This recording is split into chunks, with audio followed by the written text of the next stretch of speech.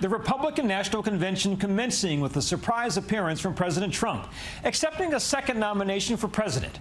Republican heavyweights and family taking turns to make their case.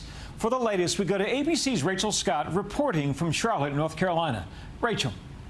Byron, this was an unprecedented start to an unconventional convention. There were no long lines of Republicans waiting to enter the convention center, no big crowds packing into an arena. Inside, 393 delegates. All of them met with temperature checks. They had to receive a negative COVID-19 test before they arrived here in Charlotte.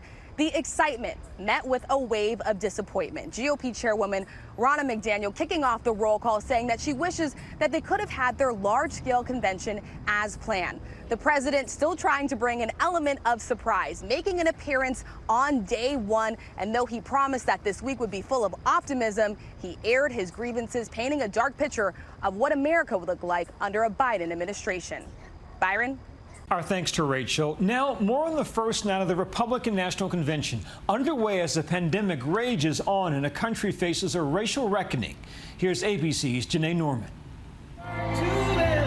President Trump is crashing his own party. The president not content to wait, making appearances in North Carolina. This has been a real love fest between North Carolina and Trump, right?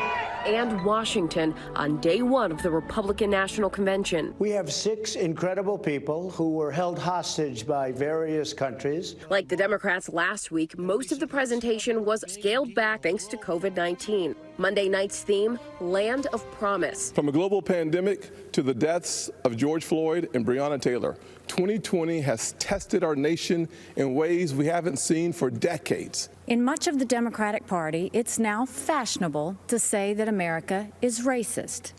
That is a lie. America is not a racist country. The speaker lineup, including close Trump associates and family. Joe Biden is basically the Loch Ness Monster of the swamp. For the past half century, he's been lurking around in there. So if you're looking for hope, look to the man who did what the failed Obama-Biden administration never could do and built the greatest economy our country has ever seen. And President Trump will do it again. A big difference from the scene in 2016 and a far cry from the raucous crowds the president seems to love. Earlier in the day, the president spoke to a crowd of supporters at a North Carolina airport, packed shoulder to shoulder, largely without masks. I felt really an obligation to come here today to say hello to the people of North Carolina. One of the first orders of convention business, delegates voted to formally renominate the president and Vice President Pence. We're excited to nominate Donald J. Trump and Vice President Mike Pence for 4 more years. Thank you for all you've done to make America great again. Trump 2020! Thank you very much. 4 more years! 4 more years! Now, if you want to really drive him crazy, you say 12 more years. Tonight opens as the administration is dealing with twin weather emergencies, massive wildfires in the west, and potentially devastating storms along the Gulf Coast. Marco making landfall in Louisiana tonight, and Tropical Storm Laura expected to turn into a hurricane and slam into the same state in just 2 days. The president is also dealing with a major shakeup in his inner circle. Advisor Kellyanne Conway says she's leaving the administration to spend more time with her family. This convention will come to order! As the convention gets underway, the party taking on criticism of the president's handling of the COVID-19 pandemic. So far, more than 177,000 Americans have died from the virus. This week, Republicans are turning to everyday Americans to refocus the conversation. Our business was on the brink, threatened to be shut down from losses that were not our fault. Like Tanya Weinreis, who says the federal money from the Paycheck Protection Program saved her Montana coffee shop. Not only were we able to keep every single employee, but we've been hiring weekly ever since. The president is fighting an uphill battle. Recent polling shows Americans believe the pandemic response would have been better under Democrat Joe Biden. What they're doing is using COVID to steal an election. They're using COVID to defraud the American people, all of our people, of a fair and free election. And we can't do that. In ABC's exclusive interview with Kamala Harris and Joe Biden, the former vice president said Trump's leadership was lacking. Do you blame President Trump for lives lost? I don't blame him for the COVID crisis. I blame him for walking away and not dealing with the solutions. And the idea of saying that this is going to go away, this miracle is going to happen.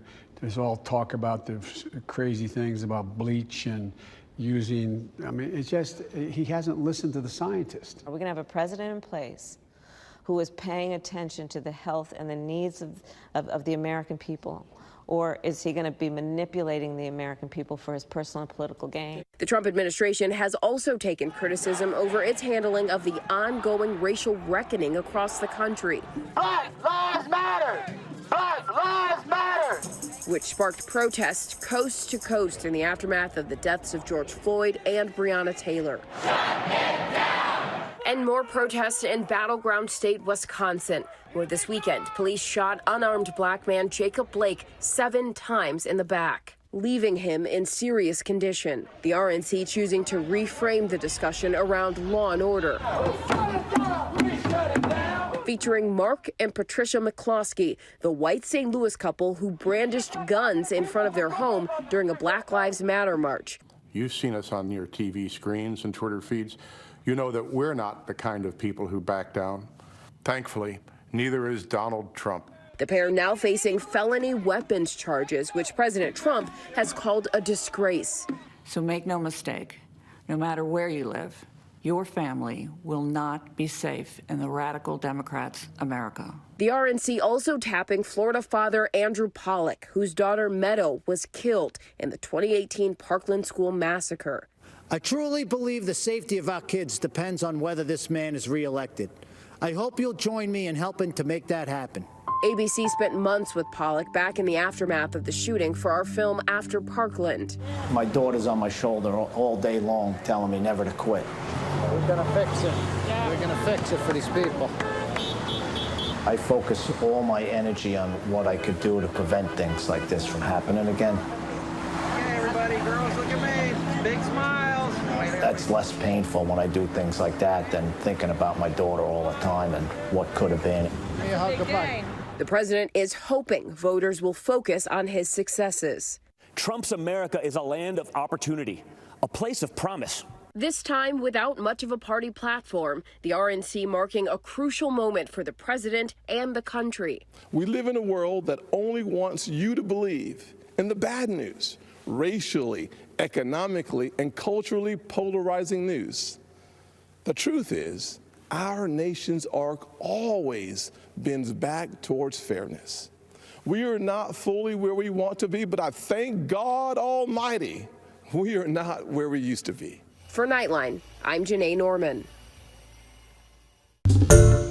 Hi everyone, George Stephanopoulos here. Thanks for checking out the ABC News YouTube channel. If you'd like to get more videos, show highlights, and watch live event coverage, click on the right over here to subscribe to our channel, and don't forget to download the ABC News app for breaking news alerts. Thanks for watching.